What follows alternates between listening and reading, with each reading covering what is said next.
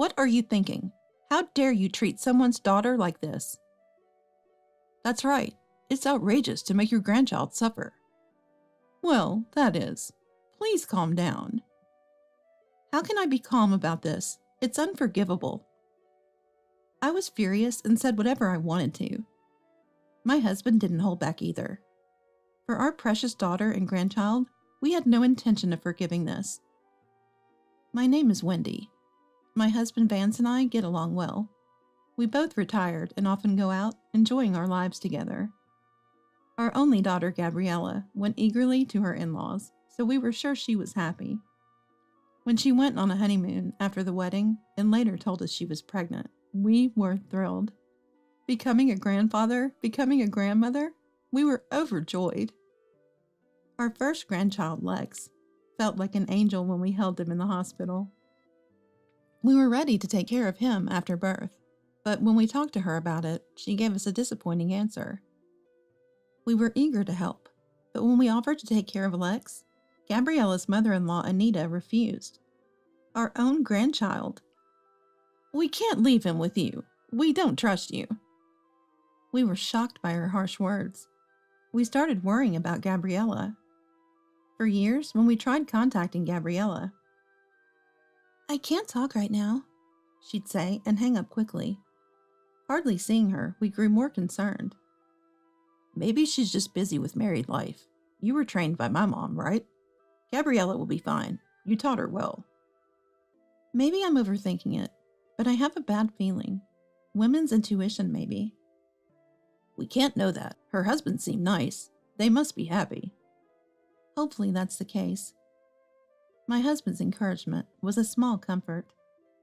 Since we usually go out together, we decided to check on Gabriella by visiting her in-laws. After watching from a distance for a while, we saw Gabriella coming out to water the planters. Okay, let's approach her now.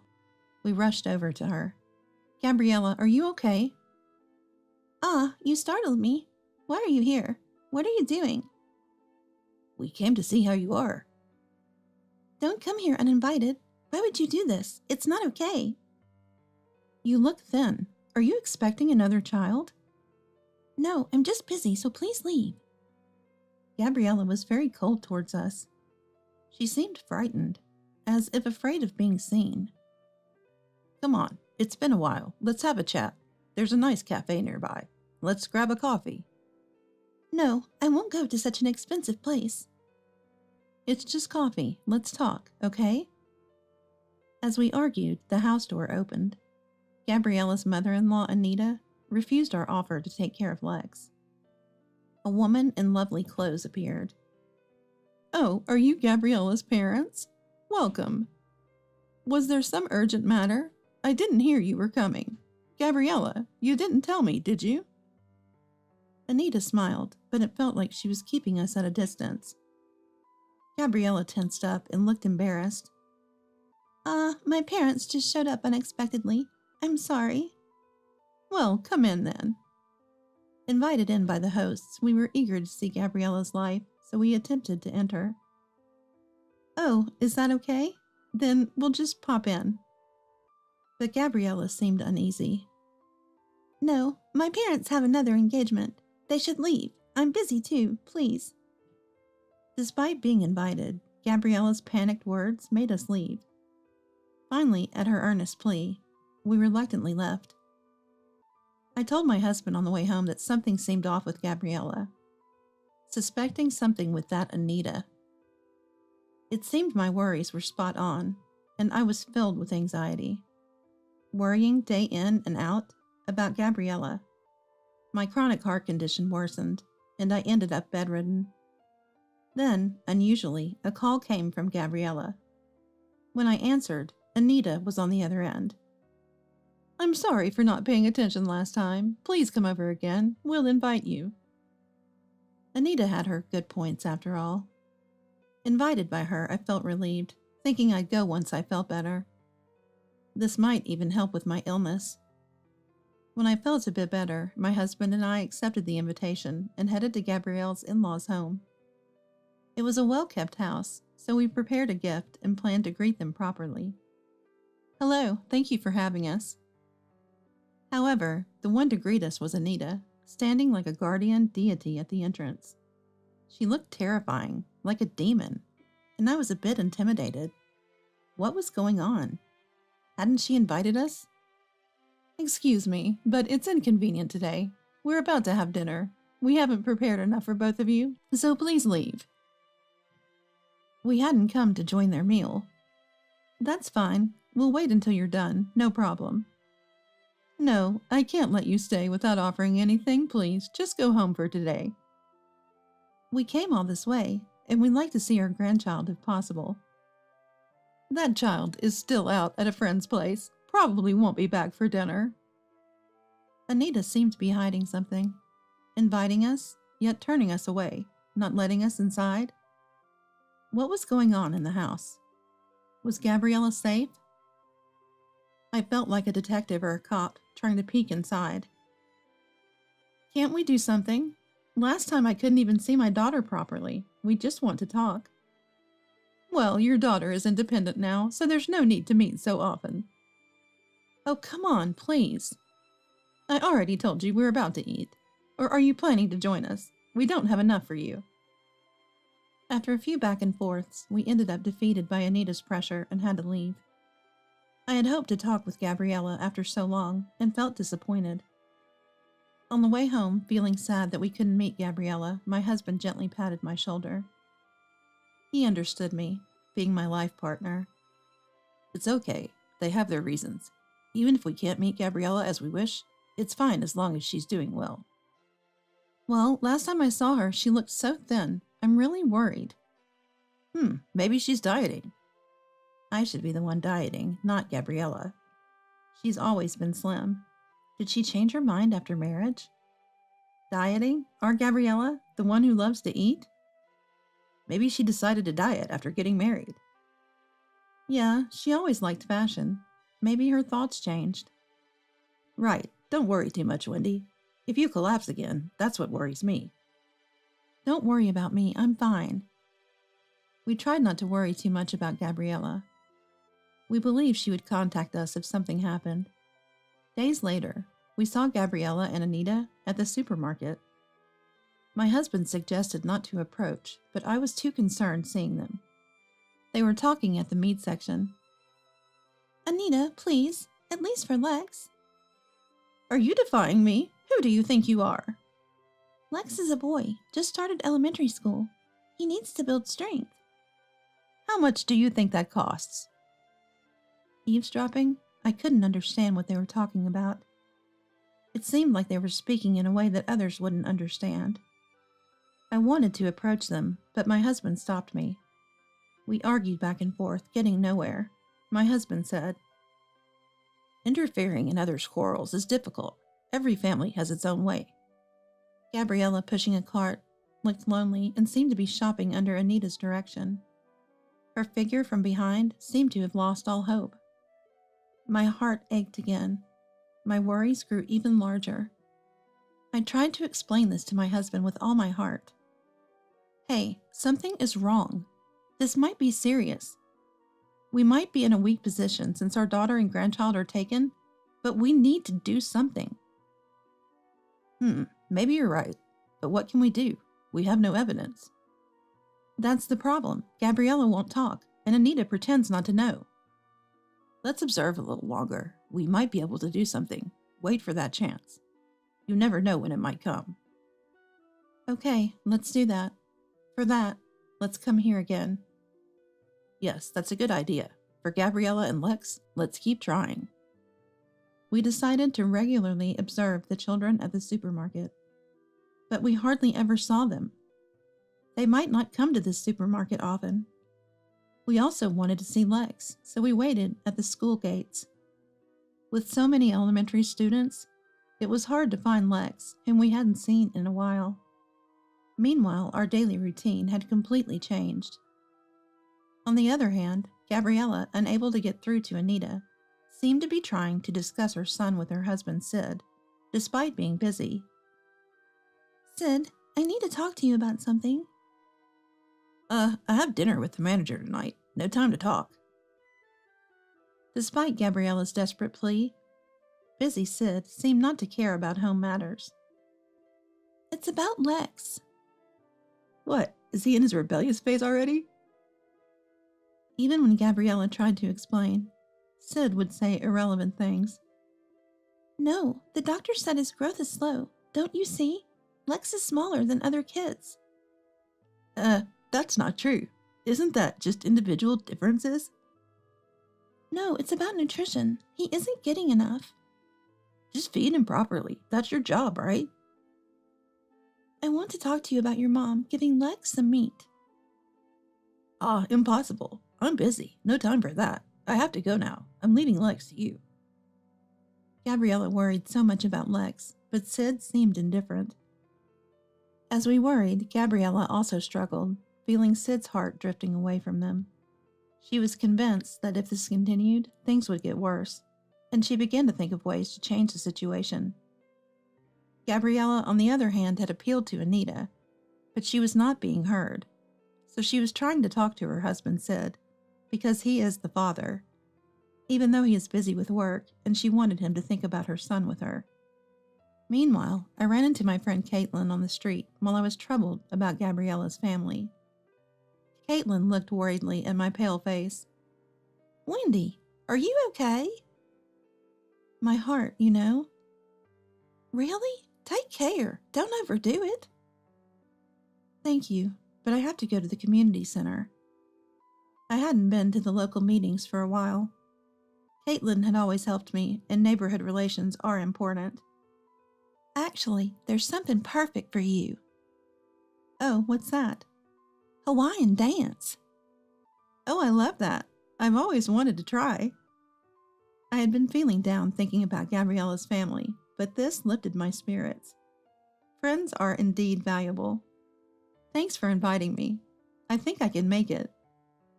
Caitlin, noticing my still poor complexion despite my cheerfulness, seemed to realize I was troubled. Something happened recently. I heard rumors you've been playing detective. Detective? Caitlin looked at me curiously. I love detective and crime dramas. I've always wanted to try surveillance. Maybe I can help you. What? Detective? Crime? No, you see, watching at the supermarket, staring at kids. It's like something out of a drama. How do you know? I was flustered. If Caitlin had noticed, maybe Anita knew about our actions too. Well, it's obvious, isn't it? We're friends, and your unusual behavior stands out. Caitlin said it with a laugh, but the thought of our actions attracting attention made me a bit uncomfortable. From an outsider's perspective, our actions must have seemed suspicious. Oh dear, how embarrassing. But if you're willing to help, I'd really appreciate it. Hey, what are you doing all this for? I explained to Caitlin that I was worried Gabriella and her son were being mistreated by Anita, and I wanted to catch them in the act. Looks like it's time for Detective Karen to step in. Let's clear up this matter, Wendy. Don't overdo it. It's hard on your body. I've got your back, don't worry. Yeah, thank you. That helps a lot. Caitlin, now fully on board, started asking around. Apparently, many people had seen Anita and Gabriella having arguments at the supermarket, especially near the meat section. What did meat signify, and what could it lead to? With Caitlin's help, I had to gather more evidence. Without solid proof, it was difficult, but thanks to Caitlin, it was clear their arguments were food-related. Yet I couldn't catch the scene myself. These days only heightened my anxiety, affecting my health. My husband tried his best, but we couldn't easily enter their house, and we worried about Gabriella and her family. I might end up hospitalized. Heart disease is unforgiving. Worrying isn't good, but my daughter and grandson are my priority. If I were hospitalized, I couldn't do anything for them. Torn between my health and my daughter's situation, the pain and worry multiplied. I could collapse any day. My doctor had warned me about my fragile health. My husband stayed by my side always. Caitlin also brought fruit. If you meet Gabriella or Lex, you'll get decisive evidence, so hang in there. and encouraged me. She was a really reliable detective. Our investigation, involving not just us but also Caitlin, was reaching a climax. One day, while shopping in the market, I saw a group of lively elementary school students. Watching them, I noticed a familiar face resembling Gabriella. Looks just like Gabriella. It was Lex. Lex, is that you? Oh, you've grown. Yeah, I'm in first grade now. You seem smaller than the others. Are you eating well? Lex seemed hesitant to answer my husband's question, but looked straight at us and replied, No, I'm always hungry, even though we have lunch at school. What did this mean? Gabriella knows how to cook a variety of dishes. Wanting to fill Lex's stomach, we looked for a restaurant. Let's eat together at that steakhouse. Grandpa will treat you, don't worry. You can even eat mine. At the steakhouse, we let Lex choose what he wanted. Suddenly, Lex burst into tears.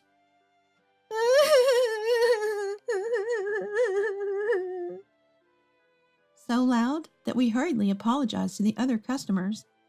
What's wrong? Is it bad? If it's not tasty, you don't have to force yourself, I said. Lex shook his head vigorously and said with a beaming smile, No, it's not that. It's really, really tasty. Surprised by Lex's reaction, as if he had never eaten meat before, I was relieved to see him happy. Ah, I see. That's good. You scared us. As we were relieved, Lex muttered sadly, I wish I could give Mom some of this delicious meat too. My husband and I understood something important from Lex's words. Maybe Gabriella and her family weren't eating enough. Lex, you mean you don't usually eat meat? Yeah, Grandma says it's too luxurious and won't let us. Does your mom not eat it either? Mom's even worse off. She can't eat fish, only rice. We were shocked. Gabriella and her family were being forced to live like this. I see, Lex. Is there anything else troubling at home? Well, we listened to Lex, who seemed more energized after eating, and learned various things. We had to confront Anita at their home. We were determined. Feeling comparatively well, we decided to visit their home with Lex. We started with an unrelated issue to catch them off guard. Upon entering, my husband spoke to Anita, while Lex and I followed our plan. Hello, we ran into Lex nearby, and he seemed a bit down, hungry, so we took him to a steakhouse. It was kind of you, but unnecessary. Sorry for troubling you. No, he seemed unaccustomed to eating meat. Found it unusual, you know. We caught them off guard. As Lex went inside, I quickly followed. The plan worked like a detective plot. Anita's reaction to the mention of meat made her face contort. There was definitely something amiss. Hey, don't just enter someone's house like that. Anita tried to get rid of us, but I hit the core issue. More importantly, Lex mentioned that the boy isn't eating meat. That's sad, isn't it? Is it true? Oh no, of course not. That's not true. We pressed Anita, who quickly denied. Really? You're not letting them eat meat? Let's make it black and white, whether we're feeding them properly or not. We cornered Anita, pressing for clarity. What are you thinking? Not feeding a growing child properly? Overwhelmed by our momentum, Anita started shifting the blame. No way, that's not me. Is that Gabriella's idea? I don't know anything. Gabriella appeared, interrupting Anita's denial. Wait, Anita, I can't take it anymore. It's too hard for Lex. I'll tell the truth. Dad, Mom, thank you for always worrying. Gabriella? She was different from her usual self. A mother protecting her child, courageous and divine. Dad, Mom? Actually, Lex and I haven't been fed properly. Sid is always busy eating out, not knowing anything. When I try to speak, he doesn't want to listen, and Anita interferes. Nobody helps us. Gabriella continued passionately. Anita seemed to shrink in size. Lex is smaller than other kids, and the doctor warned us about his diet. but nobody understands. Gabriella almost in tears, and Anita sweating and trying to deflect. What are you talking about, Gabriella? I'm not mean like that. Anita's continued denial at this stage was inexcusable. To push a child to a state where a doctor needs to intervene about his diet was way too much. Finally, Gabriella declared, Anita, I've had enough. I'm leaving this place. My husband comforted Gabriella, resolved in her decision. Gabriella, you've held up well until now. No more worries. First, pack your things. Both of you are coming to our house. Dad, thank you. Lex and I will bring our luggage. While Gabriella and Lex went to get their luggage, my anger towards Anita didn't cease, and I added fuel to the fire. It must have been a painful realization for Anita. What are you doing? It's as if Gabriella is a mere servant. This is not something a decent person does. I'm terribly sorry. Anita, who'd been looking down on people, was now humbled, almost unrecognizable.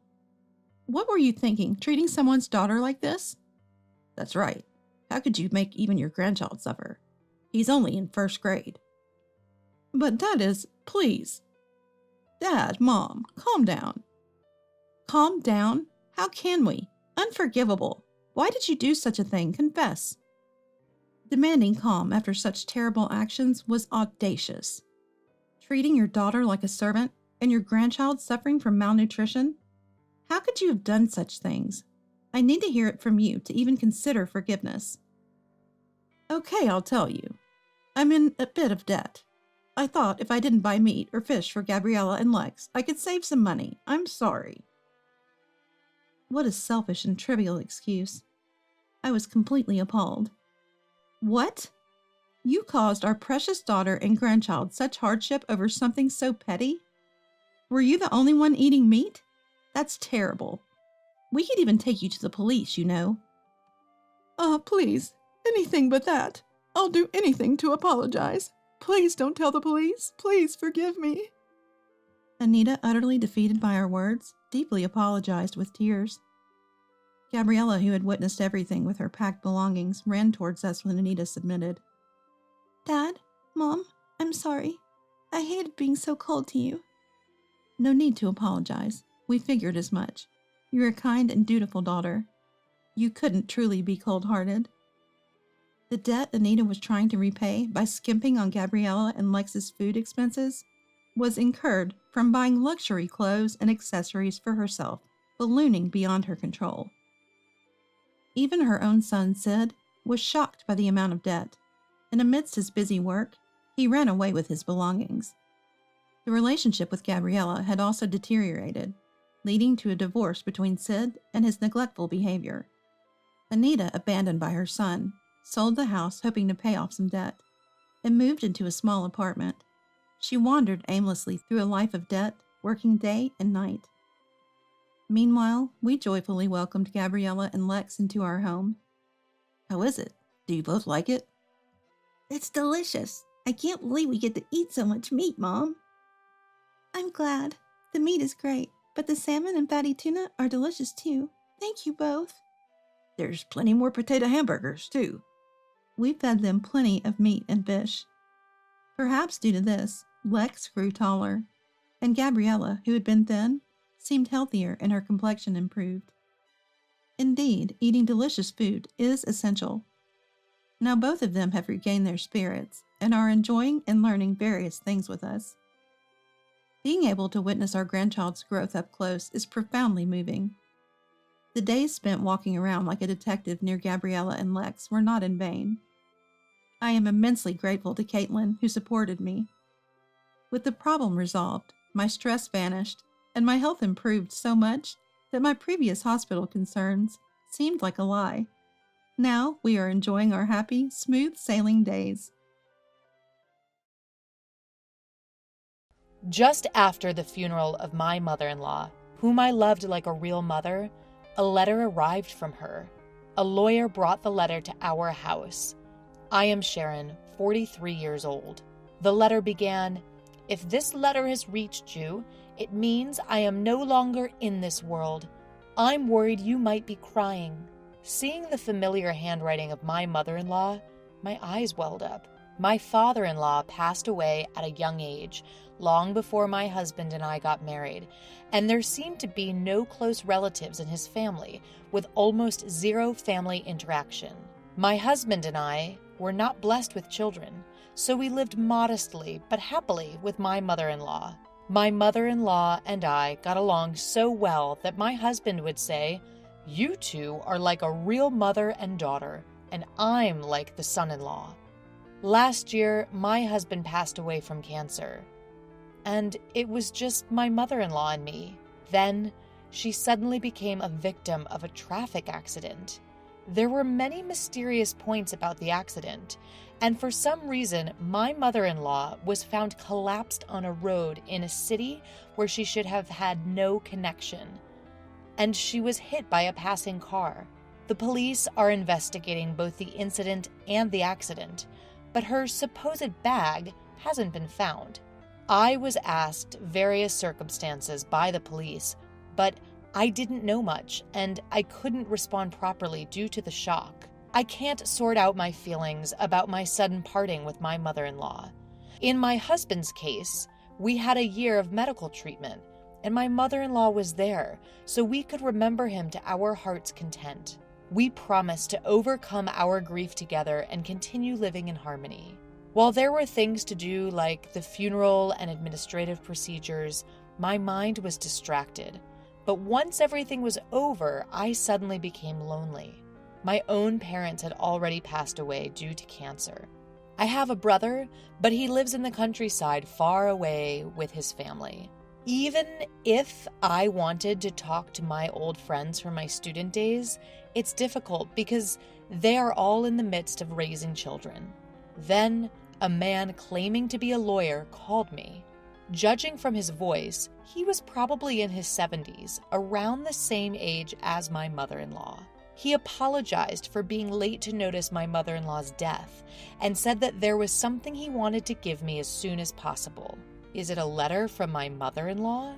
I had never heard that my mother-in-law had been in contact with a lawyer, and I didn't understand the meaning of receiving a letter from a deceased person. I thought it might be a scam, but I decided to meet the lawyer in case the letter was really from my mother-in-law. The letter continued, "I know you're surprised by this sudden letter from me, but please listen. There is danger approaching you. Believe my words and run away immediately." Reading up to here, I asked the lawyer sitting in front of me, "Excuse me, do you know the content of this letter? Was my mother-in-law targeted by someone?" Indeed, the handwriting was my mother-in-law's. It was characterized by her unique quirks, and I recognized it instantly, but I couldn't make sense of the content. The turn of events is so dramatic it can only be likened to a poorly crafted prank. My mother-in-law passed away in a car accident, but the driver has already been apprehended.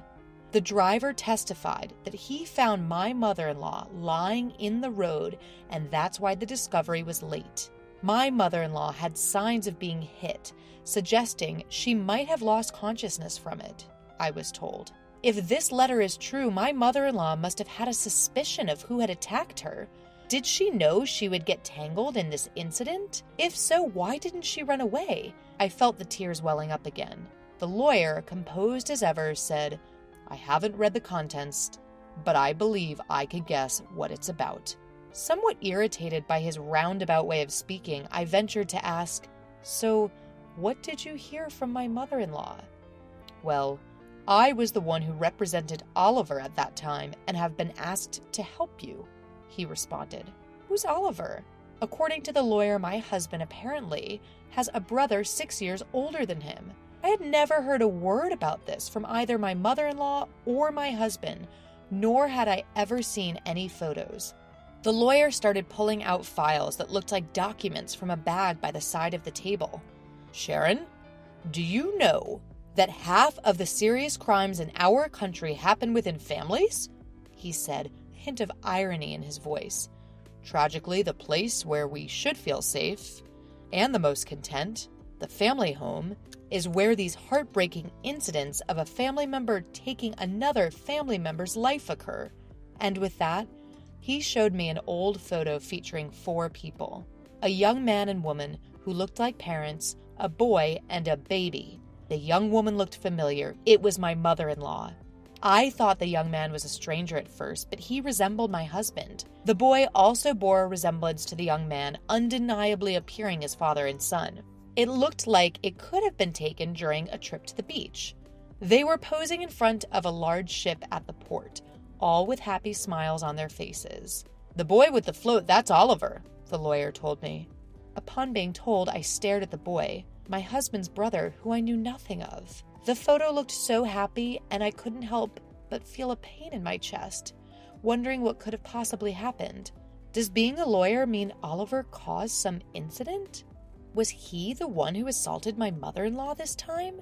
It must have been like more than 17 or 18 years ago, considering my husband and I were dating 15 years prior to our marriage. Otherwise, it would be strange for me to have known nothing about this.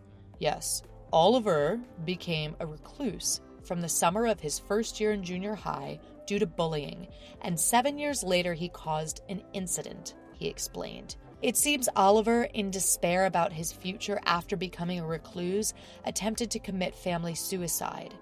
Late at night, on the day of the incident, he went into his parents' room with a knife and ended up struggling with his father, who woke up due to the noise. Even while severely injured, his father was able to subdue Oliver, and the incident ended in an attempted crime. However, upon hearing his mother scream during the struggle between his father and Oliver, my husband, who was 14 at the time, called the police. Police cars and ambulances rushed to the scene, causing a brief stir in the usually quiet residential area. At the time, societal issues such as hermits and NEETs were becoming common, and the media would sensationally report on stories like a reclusive boy planning a murder-suicide with his family. I remember hearing news like this, but I had no idea if it was referring to the husband's family or not. After all, similar stories were often reported in the media. However, it was different for those involved. The husband's family, unable to withstand the rumors, ended up moving house several times, almost like fleeing in the night. Whether it was due to the severe injuries at the time or the subsequent stress, the father-in-law passed away a few years later. The mother-in-law and the husband changed their names back to the mother-in-law's maiden name, and it was said that they were finally able to lead a normal life in their current place. Both the perpetrator and the victim are family, so there's no outlet for emotions in family incidents. You can't fully hate or detest. Any person would be confused if suddenly put in such a complicated situation. Living under the public eye, rumors, and bashing is very hard. I hope you can empathize with the feelings of the deceased who couldn't talk to you, Sharon, the man summarized. I was at a loss for words due to the harshness of it all. I had never considered what happened to the family after such an incident, but as long as they are alive, life goes on. The in-laws must have seen the boy, Oliver, as their adorable child. The photo of Oliver that I was shown had a smile that greatly resembled my husband's, but the button that was mistakenly buttoned couldn't be fixed, and he ended up facing the worst tragedy. Later, Oliver was sentenced to actual imprisonment and was said to have served time. When the lawyer started explaining at length, "I represented Oliver, remember? The same punishment applies even for an attempt, life imprisonment, or at least 5 to 20 years in prison." I interrupted him by asking, "A minimum of 5 years? Are you saying Oliver could be out already?" "Yes, he was actually released about 2 years ago." According to the lawyer, the prosecutor's office has a victim notification system. After a verdict is confirmed, you can apply to the prosecutor's office to be notified about the planned release date of the offender, or even after they have been released. Even without that, the mother-in-law is Oliver's biological mother. She had been notified of his residence after his release. Around that time, my husband had been diagnosed with cancer and was undergoing treatment, and the mother-in-law didn't want to worry him, so it seems she couldn't consult with him. Oliver told me at the time that he committed the crime because he was pessimistic about his future. With some hesitation, the lawyer told me, "It seems he wanted money to spend." Oliver who had been a shut-in for many years, had started to secretly use the mother-in-law's credit card to pay for online games and online shopping, and he had been scolded by his father. Apparently, he had used a lot of money to buy weapons for a game on the evening of the crime and had his computer taken away. Oliver lied to the lawyer, and his real father, mother, and brother who knew the truth said nothing. While they hoped Oliver would genuinely reflect on his actions and serve his punishment, they did not reveal the inside story of the post-release defamation and slander. Was this out of familial love? Truth be told, my mother-in-law was often visiting Oliver, my brother-in-law, who was serving time in prison. Every time she went, she would come back disappointed by Oliver's unchanging, unrepentant demeanor. She was afraid to live with Oliver again after his release. The danger of violence was part of the fear, but she knew if she or her son were to die, Oliver would come to me asking for money. As his release date approached, there was an increase in tedious paperwork. She had to decide where to house him. Distressed, my mother-in-law decided to consult a lawyer who knew about the case and ask him to handle the procedures. What was Oliver doing for a living 2 years ago? It turned out that through the lawyer, she had been helping Oliver by renting an apartment for him. She would do his shopping. She was giving him money saved in her dresser and her own retirement savings. The inheritance she would receive if her son, in other words, her own child, died. After his release, Oliver became a shut-in again and did not work. Money is limited, and through the lawyer, my mother-in-law conveyed, "I can't support you forever. You need to start working on your own." But Oliver flatly refused. "Doesn't my mother love me? She's always favoring my brother. She won't give me money because my brother told her not to." He made a big fuss. The lawyer said, although it may have been an accident, the deceased was worried that Oliver might cause some trouble. He kept insisting that I give him money. Oliver became aggressive towards the lawyer as well, and seemed to be asking in detail about my mother-in-law's income and current life of his father and brother. Fortunately, I don't think he knows our address, but I'm worried that his apartment is near where the deceased died. At that moment, I remembered that the bag was not found. Then the doorbell rang. The only expected visitor was the lawyer. "Excuse me for a moment." I excused myself and headed to the entrance. I had a bad feeling. When I checked through the peephole, there was a man standing who looked a lot like my husband. I could see the bag that my mother-in-law used to use. Quietly retreated to the living room and called the lawyer. "I think, it might be Oliver. What should we do? He has my mother-in-law's bag." My voice was shaking with tension, and the lawyer's face stiffened. "Call the police right now." I might have meant to call the police, but I was too upset. I ran out the back door to the nearby police station.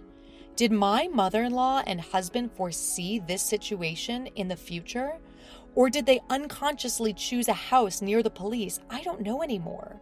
Afterwards, when Oliver saw the police officers who came with me, he immediately tried to run away and was caught by a police officer who then interviewed him.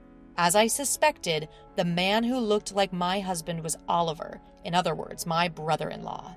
The lawyer called him Oliver, which was probably his name at the time, and I had been calling him Oliver because I had seen a family photo from when he was a small boy with a hint of innocence, but in reality, he was an unhealthy-looking middle-aged man. It strangely angered me that he looked like my husband. This man had been tormenting my mother-in-law and husband. "I'm just here to collect my share, your mom's inheritance. It exists, right? Even my younger brother died last year. Hand over my inheritance." Ignoring the police officer's questions, my brother-in-law Oliver yelled at me. What nerve does he have? I was furious. I sympathized with his childhood, being teased to the point of not going to school, but his actions thereafter were selfish and unforgivable. More than anything, what I wanted to ask was, "Isn't that your mother's bag you're holding? What did you do to her? Did you lay hands on a frail woman?" Upon hearing my words, the officers also looked at the bag that Oliver was holding. In a fluster, Oliver tried to hide it, but it was too late. As one officer reached out his hand, Oliver snarled at him. "Hey, this is my money. I can't help it." It was the last thing my mom said. "I only hit her a few times to teach her a lesson for being cheeky." Oliver's thought process made me shudder. There was no sense in his words, and he showed no remorse. Moreover, "Hey, you are my brother's wife, aren't you? Neither my mom nor my brother are here anymore. You have an obligation to support me." Maybe my mother-in-law and husband hid Oliver's existence from me, fearing this situation. They must have thought that if I didn't know, I could avoid getting involved. No, Mrs. Sharon, you don't have that obligation. The lawyer interrupted, but I doubted that the law would work on Oliver. Oliver was ultimately an invincible man with nothing to lose. He doesn't understand common sense, nor does he seem to want to abide by the law. Maybe that's why my mother-in-law never wanted me to meet him. I can only imagine how difficult her life must have been. I haven't finished reading it all, but my mother-in-law left me a letter worrying about me, knowing her life was in danger. Her pain and sadness are heartbreaking. Because of you, my mother-in-law and husband were hurt so much. I will never forgive you. You will face the law. Indeed, the direct cause was being hit by a car. However, he left my unconscious mother-in-law on the road. He is not a person who should be left to roam the streets. I pledged to myself that I would do whatever it takes to send him back to prison. Watching me, the lawyer stood beside me and said, "I'll help you." Oliver was taken to the police station. The blood on my mother-in-law's bag and circumstantial evidence pointed to Oliver as the culprit, and he was sent back to prison again. I returned home with the lawyer and read my mother-in-law's letter to the end. Her letter was filled with apologies to me and overflowing love, especially the end.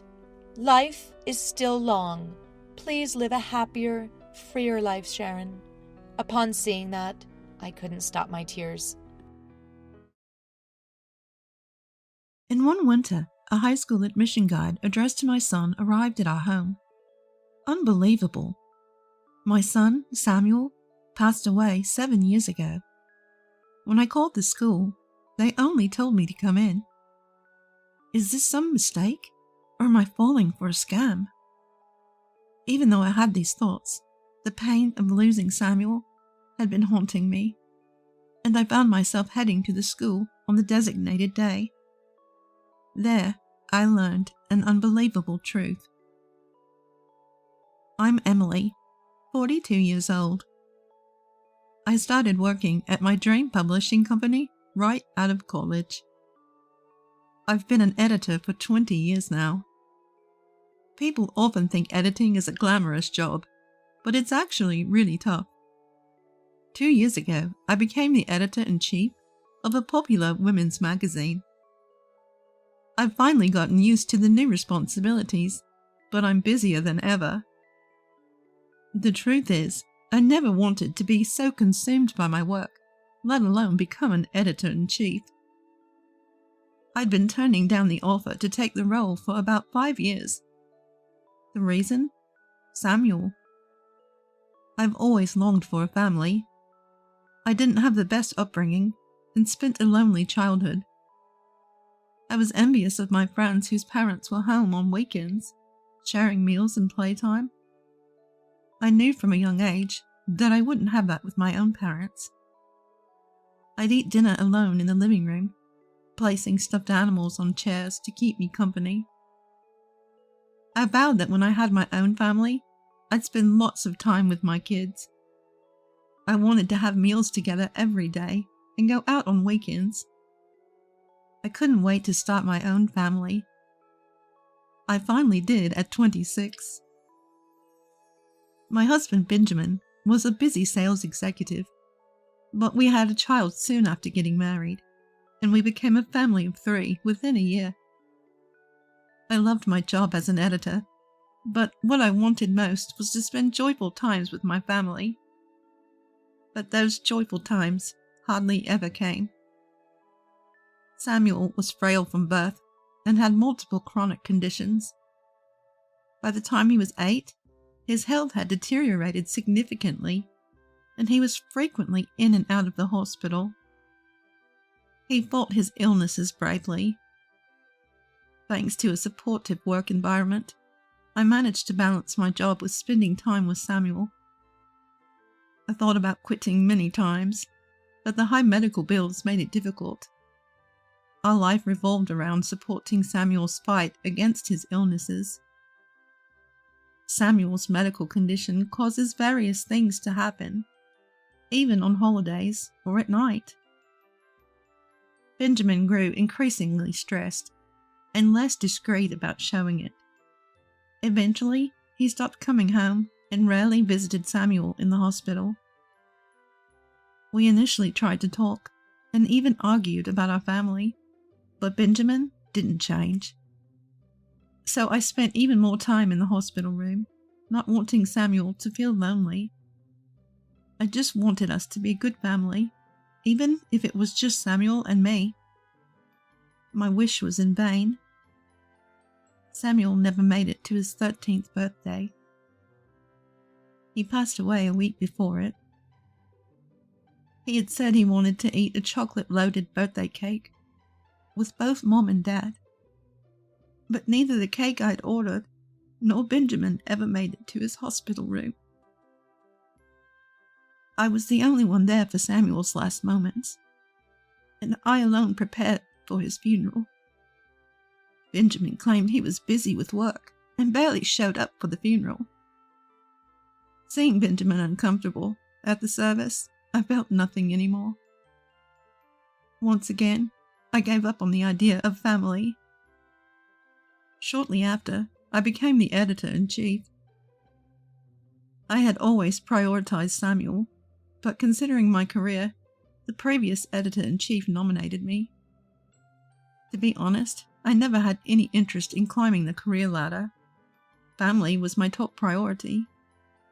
But now, my beloved Samuel was gone, and my husband hardly ever came home. I had no family left to prioritize. I threw myself into my work to escape the sorrow and loneliness of losing Samuel. I visited Samuel's grave often, but when Benjamin found out, he just sighed heavily.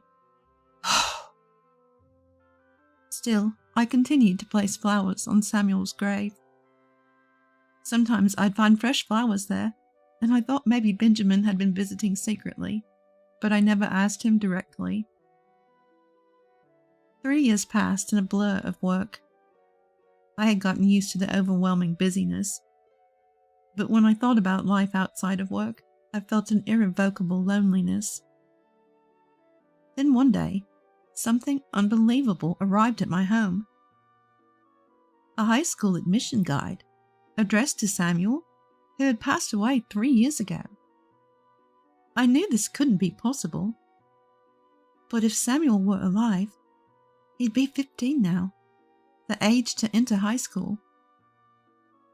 I couldn't help but feel as if Samuel were still alive, even though I knew he wasn't. I immediately called the school. A clerk answered. "Excuse me, I received a high school admission guide addressed to Samuel, but..." "Congratulations on this occasion." "No, Samuel passed away 3 years ago." "What? Oh, please hold on a moment." The line switched to hold music after I heard a voice that sounded like someone recalling something. After a while, a different woman, who said she was a teacher at the school, came on the line. I explained the situation again, suggesting it might be a mistake. She then asked me to come in for a pre-admission meeting. Strangely, she also confirmed my name, which I hadn't mentioned. Wait, did I say my name? Then she said something unbelievable. "Your son is waiting for you." At first, I was suspicious and didn't understand, but she kept insisting over the phone. I started to feel as if Samuel were really alive. I knew Benjamin would think I'd lost my mind if I told him, but I agreed to go to the school. I knew it was impossible, but I couldn't help wanting to see even a shadow of Samuel, who was gone. On the day of the pre-admission meeting, I walked through the high school gates. "Are you Miss Emily?" The woman who greeted me had the kind voice I'd heard on the phone. "Thank you for coming today. Please, this way." She led me to the parent-teacher conference room. In the room sat a young boy, probably in middle school. His profile before he turned to face me eerily resembled Samuel, and it took me aback. "Nice to meet you. My name is Mason. Sorry for the surprise." "So, we are meeting for the first time, aren't we? You do look a bit like Samuel, but you're not him." "I apologize for the deception. I'm not your son, but I am Benjamin's son." His shocking words left me speechless. He then explained that he was the child of Benjamin and his mistress. I had suspected that Benjamin was having an affair. He was never home, and our relationship was strained. But to find out he had a child from a common-law marriage was beyond shocking. Before I knew it, tears were streaming down my face. Of course, I felt sadness for myself, but I also felt sorry for Mason's situation. Actually, I knew about his circumstances. We have an academic test for class placement for new students. That's when he told me about his situation, and that he knew about you. He asked me to invite you here. The teacher deeply apologized, but I had no intention of blaming her. Thank you for caring for him. I already felt like he was a son to me. Afterward, Mason and I moved to a nearby park to talk more. He detailed his life circumstances. His mom, Ava, was a colleague of Benjamin's. They were in a common-law marriage and hadn't officially tied the knot. He was an unplanned child, and both parents considered him a burden. He found out about me by secretly checking Benjamin's phone. "I wanted to know what kind of person you were, so I followed you and saw you at the grave. I learned I had a brother." I asked, suspecting the answer, and it turned out that the unfamiliar bouquets occasionally placed at Samuel's grave were from him. The shock that it wasn't Benjamin was overtaken by my gratitude and affection for Mason. Thank you so much. "I didn't know anything about him, so all I could think to do was leave flowers." Your brother was a very kind boy, just like you. "I wish I had a brother. It would have been fun." Mason then shared his current family situation. His mom, Ava, was education-focused and had strictly made him study, but he hadn't achieved any special grades. Since then, he felt mostly neglected. Neither his dad nor mom ever attended school events, and there was hardly any conversation at home. Even meals were not prepared for him. It was clear he was starved for parental love. Yet Mason seemed to me like a straight arrow, kind young man despite it all. "I can't ask you to be my mom, but I'd like you to attend the orientation for incoming students in place of my mom. I'll, of course, thank you for it. And if you want to get back at Dad and Mom, I'll help." I decided to take revenge, not just for my own bitterness, but also for the hardships Mason had endured. Mason already had several pieces of incriminating evidence, and we decided to confront them with it. I waited at the house where Mason lived, timed to their return from a trip. Both Benjamin and Ava were visibly shocked when they saw me. I slammed down the evidence Mason had given me and calmly demanded a divorce and compensation. In a panic, Benjamin pleaded, "I have no intention of marrying her. I don't need an underachiever like him either, so drop the divorce and the compensation claim." My anger exploded when Mason was called an underachiever, and before I knew it, I was pounding the table. I don't need a person who neglects their own child. Shortly after, a representative from Child Protective Services, whom Mason and I prearranged, arrived. Mason explained his situation. Benjamin and Ava were thoroughly blamed, but had nothing to say in their defense. Later, I received the compensation I had demanded from Benjamin. Not only did Mason declare he never wanted to see Benjamin again, but Benjamin's parents also disowned him when they learned of the situation. Rumors about what Benjamin had done to Mason eventually spread to his workplace. And with the compensation he had to pay me, he seemed to be struggling financially. Mason chose to be taken into care by Child Protective Services, saying they were better than Ava. Benjamin's parents, who were genuinely kind and decent people, offered to become Mason's guardians, and I gladly agreed. Of course, I attended Mason's orientation for incoming students as promised. Seeing Mason with his new backpack, smiling, filled me with warmth, as if I were watching my own son. At orientation for incoming students, the teacher who let me meet Mason approached me. The teacher was happy to have me there. I imagined that this is how it would have been if Samuel were alive. Not just Samuel, but both Samuel and Mason, smiling together. If it weren't for Mason, I might still be drowning in loneliness and work. Mason, congratulations! Thank you so much for coming. Thank you for finding me. We celebrated the day as if we were a real family. I have a gift for your enrollment. I told him I planned to use the compensation from Benjamin for his college expenses and encouraged him to enjoy high school life. I wanted Mason to find what he loves and pursue it wholeheartedly, making up for what Samuel couldn't do. Hearing this, Mason cried tears of joy. Despite everything, I've continued to interact with Mason after the orientation. I think of him as another Samuel, growing up and becoming more mature.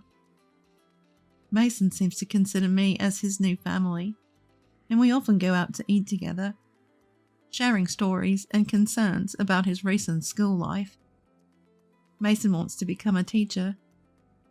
The teacher who helped us meet is still actively helping students with their problems. He wants to be a teacher who can genuinely assist students in what they need, he said. I've decided to help Mason achieve his dream in any way I can. I may not be his mom, but I want to help Mason live a happy life, making up for what Samuel couldn't have. We're often mistaken for a real family, and I find that delightful. I now know that family doesn't have to be bound by blood. My name is Madison. I'm 31 years old and work as a nurse. The way I met my husband Nicholas, who is 2 years older than me, is like something out of a drama. Nurse meet inpatient. We got to know each other after I messed up his IV, embarrassing to admit as a nurse. I wish I could forget it, but hey, we're married now. Life is unpredictable. I work at a general hospital, which includes night shifts. When I come home after a night shift, my husband is on his way to work.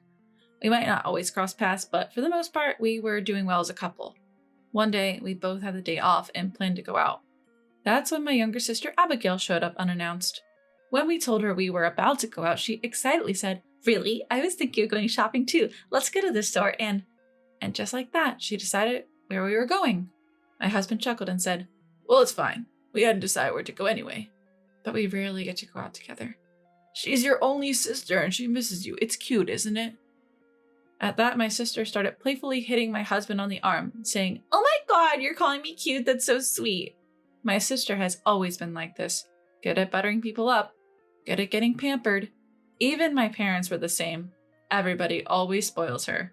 Growing up, I was always told to be the mature older sister, compared and even made to hold back sometimes. Honestly, she's not my favorite person. I thought getting married and moving out meant finally getting some distance, but no. She has a knack for showing up and making me sigh. Our outing ended up being all about where she wanted to go. She kept asking us to buy this and that. I said no, but my husband ended up paying for it all anyway. Apparently, being an only child, he has a soft spot for the concept of a little sister. "You're so kind. I'm so happy you're my brother-in-law," she said, wrapping her arm around my husband. My husband doesn't even try to shake her off. They walk together like a couple, and I follow behind them. It's the only way to describe how miserable I feel. After that, my sister started visiting more frequently. Having just graduated from college and failing to find a job, she's supposedly a homemaker. But it seems she doesn't actually do any housework. So she's just unemployed and hanging around the house. She's not even working part-time. And our parents are okay with this. With time on her hands, she started spending more than half the week at our place. I'm not thrilled about it, but since my husband is happy to have her, I can't exactly turn her away. Once I told her it's inconvenient for her to come over so often, she broke down and said, "You're a terrible sister. Do you hate me?" Upon seeing this, my husband lashed out, "Hey, aren't you being too harsh on your sister? What a cold-hearted sibling you are." Our parents chimed in with the same old line, "You're the older sister, take care of her." Despite her being so adorable, I'm labeled the cold sister. Not very nice at all. Always the same story. Our parents dote on my sister and treat me poorly. It was the same when I said I wanted to go to nursing school. "We don't have the money," they hesitated. When I said I would pay for it with money from my part-time job, guess what they said? "Use that money for your sister." That's what they told me. At that moment, I gave up expecting anything from my parents. I gave up on being loved by them. In the end, I went to nursing school without giving in, and they didn't help me at all. Despite claiming to have no money, they paid my sister's college tuition. Apparently, they still give her an allowance every month. Then and now, for our parents, the only beloved daughter is my sister. I see the same trend in my husband. Everyone seems to think my sister is the virtuous one, and I'm the villain. It's an incredibly sad reality. To add insult to injury, my husband's attitude towards me starts to change. He's become somewhat colder. "You can't even handle basic chores, and you call yourself a housewife? You're completely useless. You know your current lifestyle is all thanks to me, right? Show some gratitude. You've got plenty of clothes. Stop wasting money when you earn so little. If only you were more beautiful. What bad luck I have being stuck with a harmless wife like you." The verbal abuse just kept getting worse, and his spending grew increasingly reckless. When confronted, he'd lash out. And then I saw my sister smirking as she watched us fight. That's when I realized my husband and my sister were having an affair. I hadn't seen it happen, but I could feel it in the air. Call it a woman's intuition, if you will. My sister being overly touchy and needy with my husband, and him responding with a sloppy grin. Initially, I cried almost every night, but slowly my sadness turned to rage. Wondering what to do about this, an incident occurred one day. My sister was rushed to the hospital where I work. Seeing her on a stretcher, I was shocked. Even more when I heard her husband was with her. Wait, husband? When did my sister get married? Was I the only one not in the know? No way that can't be. While I was still confused, a man stepped out of the ambulance. Yes, it was my husband, not hers. Definitely mine. "Abigail, hang in there. I'm with you," he shouted, unaware of my presence. I quietly approached him from behind and whispered into his ear. "What are you up to?" "What do you mean? My wife has collapsed in..." "Wait, wife?" Infuriated, he turned around and was visibly shocked when he recognized me. "My wife has collapsed. Wait, what?" "What do you mean, what?" "Why are you here?" "I work here." "Remember the name of your wife's workplace." "So, while I'm working, you and Abigail were together again?" "That's none of your business." "How is it none of my business when it involves my sister and my husband? Explain yourself." If he admits to cheating, fine. I can divorce him without any lingering feelings. Even if he apologizes, I have no intention of forgiving him. With that in mind, I awaited his reply. "Shut up!" My husband suddenly snapped. His face turned bright red, his mouth twisted in anger. What an ugly sight he made. "Shut up? You're telling me to shut up." "Damn right, shut up! You have no say in this. What Abigail and I do is none of your business." What a transformation. He had become distant since his involvement with Abigail, but he had never yelled at me like this. What's with the attitude? It's weird for a husband and sister to spend so much time alone. Are you feeling guilty or something? Explain. "Shut up! Shut up! Shut up! Your job is to work and make money. Don't you dare challenge your husband." With that, he pushed me hard. I stumbled and fell on my butt. Wincing in pain, I watched him walk away. I was at a loss for words. Blinded by rage, I hardly remembered what happened afterwards. I simply focused on my nursing job. It turns out my sister had fainted at my house due to anemia. Should I be relieved it wasn't a life-threatening illness? As I left the hospital room, I saw my parents there with my husband. Their faces were pale with concern for their beloved Abigail. "Madison, is Abigail okay?" Would they be this worried if I were the one hospitalized? No, probably not. I pushed the thought aside and assured them it wasn't serious and she could be discharged soon. Then I looked at my husband. So, are you going to explain? Are you seeing Abigail alone often? He looked uncomfortable at my question. Yeah, so what? I'm not asking if it's wrong, I'm asking if you're having an affair with my sister. My parents looked shocked. My husband's eyes widened, then narrowed. So you noticed? I thought you were too dense to realize.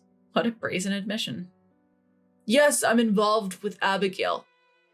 But so what? I'm just showing her some affection. You can't even make decent money or keep the house in order.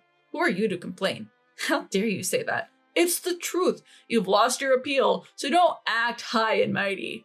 The one having an affair shouldn't be acting high and mighty. What did you just say? We were both losing our tempers. As I stood my ground, he grabbed my collar. I braced myself to be hit, but then someone grabbed his arm. Calm down, both of you. It was the doctor who had examined my sister. Although he looked close to 40 years old and seemed calm, he gripped my husband's arm with strong force, contrary to his expression. My husband tried to shake free, but the doctor's grip didn't let go. You're in a hospital. Please keep it down, and no violence. The doctor's tone was gentle, but firm. It seemed to have an impact, and my husband reluctantly let go of my hand. At the same time, the doctor also released his grip on my husband. By the way, the doctor stepped between my husband and me, blocking my view. I can only see the doctor's back. I wonder what face he's making while looking at my husband. The patient is pregnant. What? Confused, my husband listened as the doctor repeated himself. She's pregnant, early stages. She probably wasn't even aware. Make sure she's paying attention to her diet. She'll be needing more iron during pregnancy. My sister is pregnant. The room went silent, grasping the weight of this revelation. What followed was chaotic. My sister, now discharged, was pampered like a princess back at our parents' home. Being the first grandchild, our parents were ecstatic beyond words. As for my husband, he showed no remorse.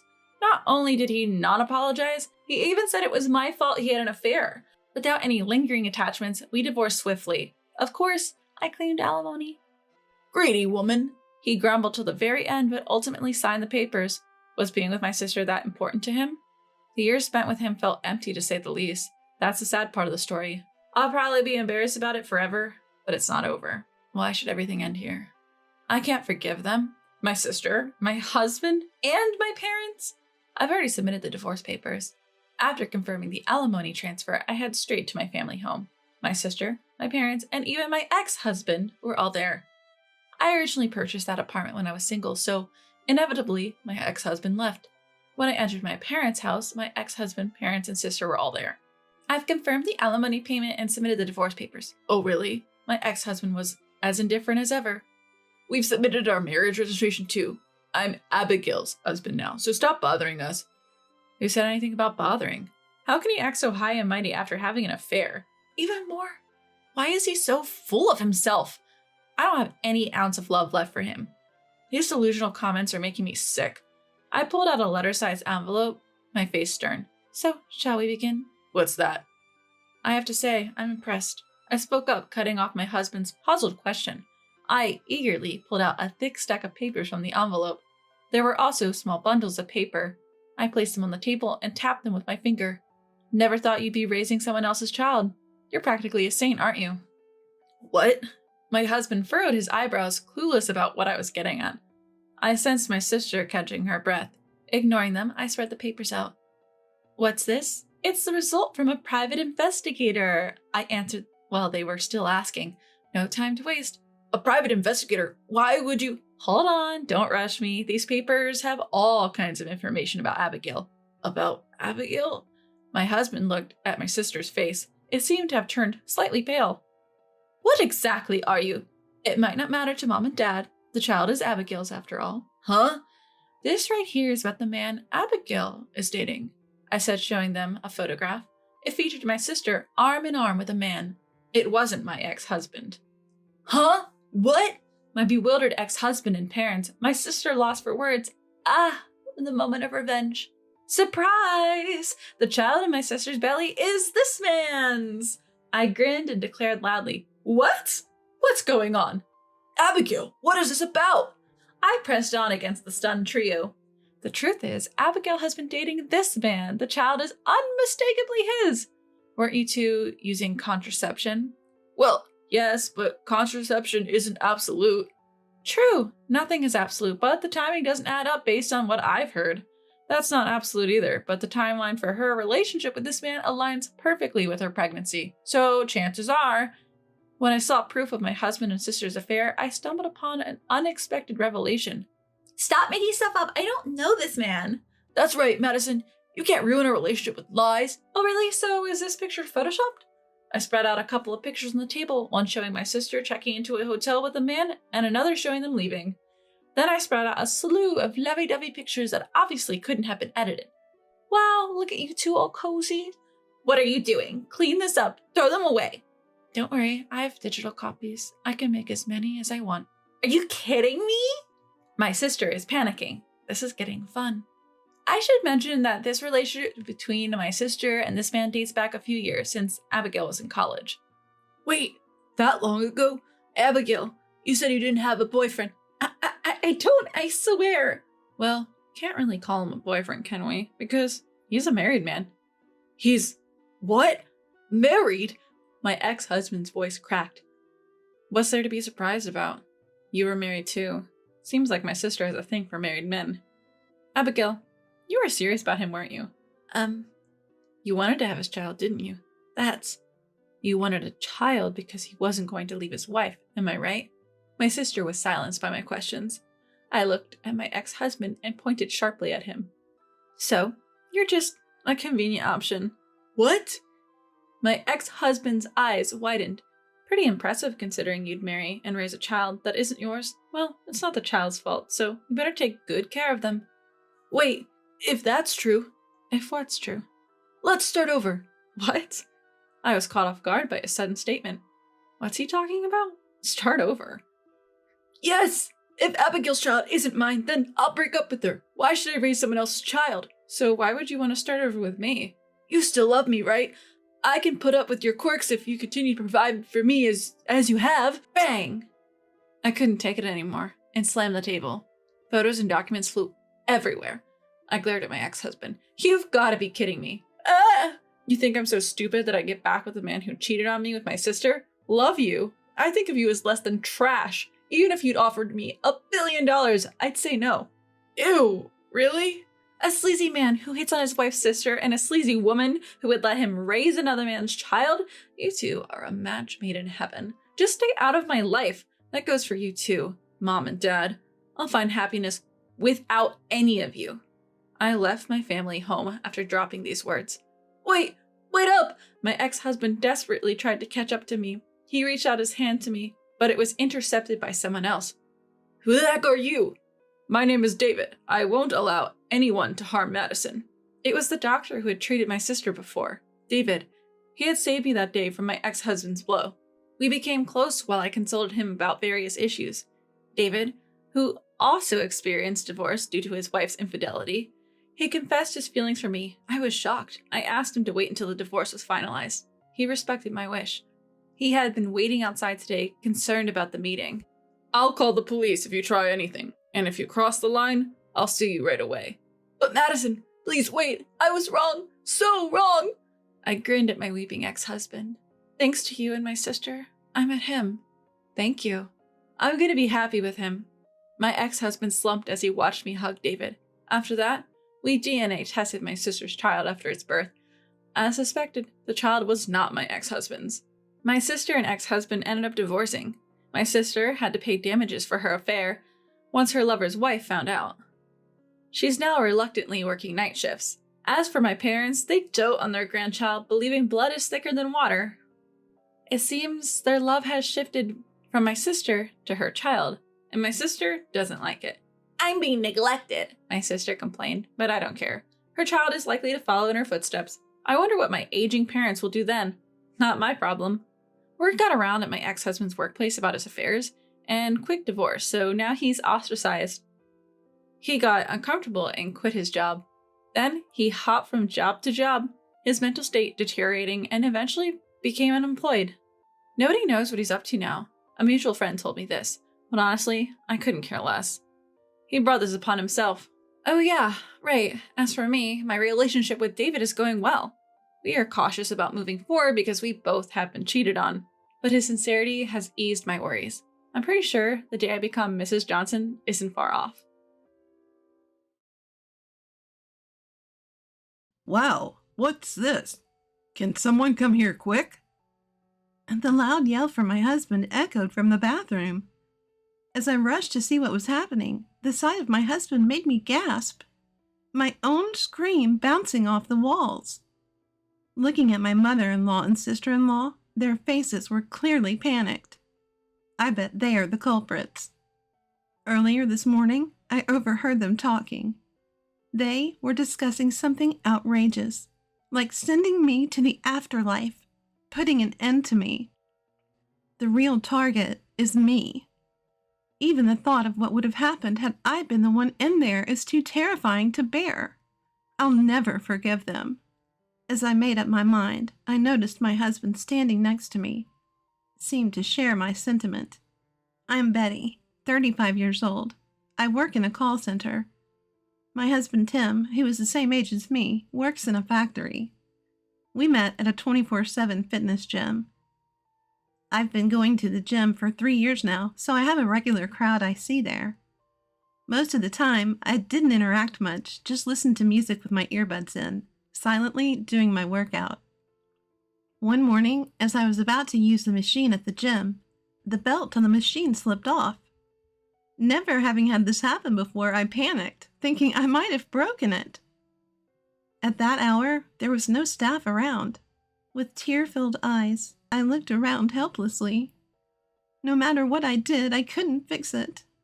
That's when my husband approached me. Are you okay?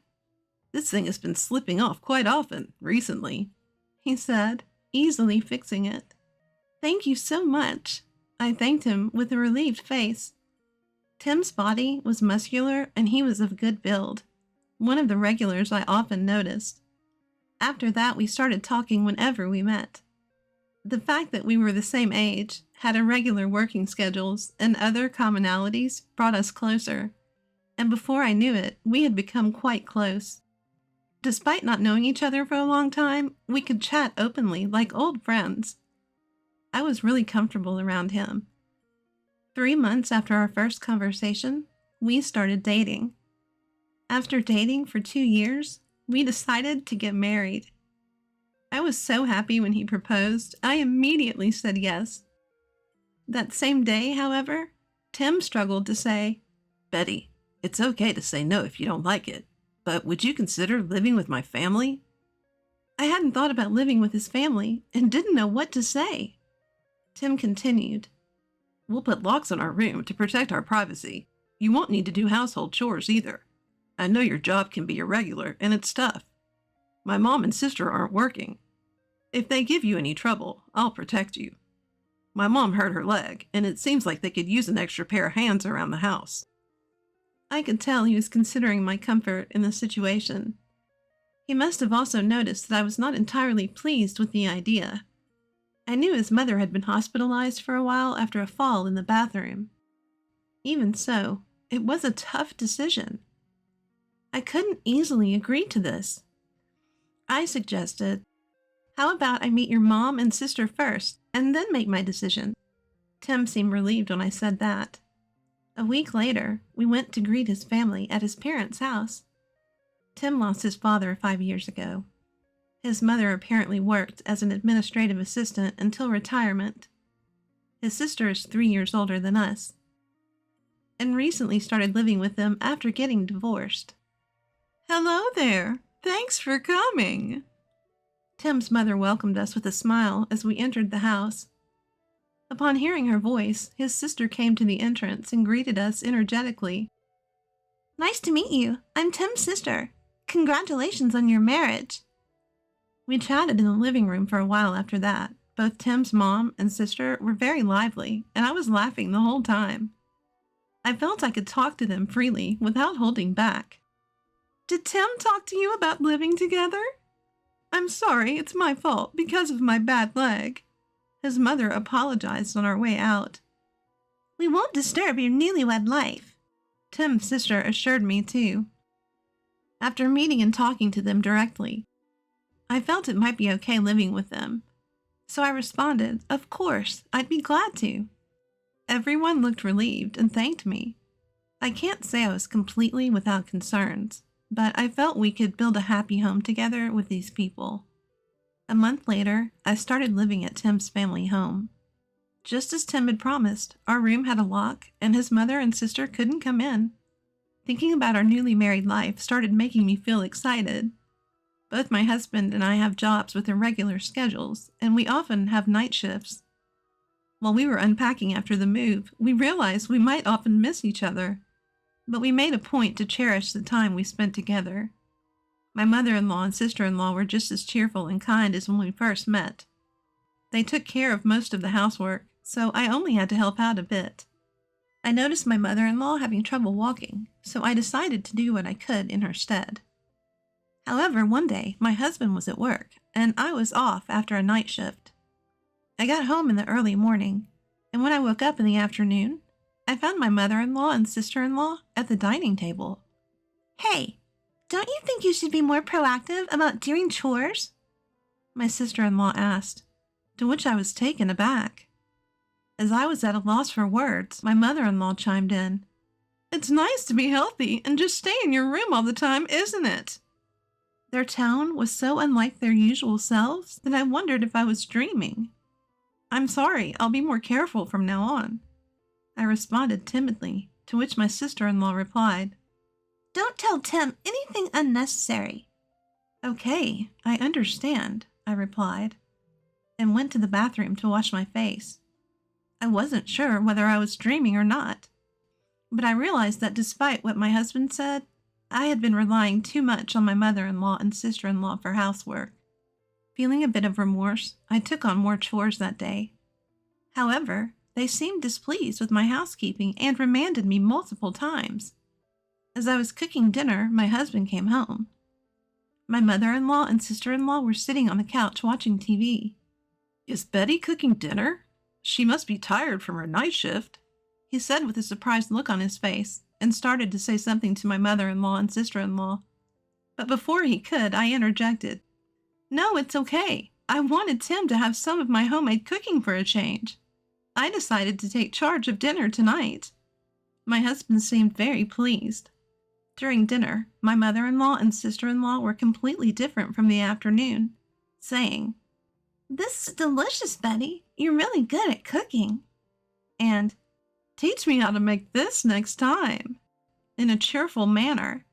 I thought to myself, these people must be two-faced. From then on, they became strict with me on days when my husband was at home. I used to live alone, so it's not that I can't do housework. Their frequent criticism was somewhat annoying, but I went about my chores smoothly, though they always seemed dissatisfied. Then one day, as my husband and I were watching TV, my mother-in-law stood up to go to the bathroom. She seemed to be having a particularly bad day and was having a hard time walking, so I stood up to support her.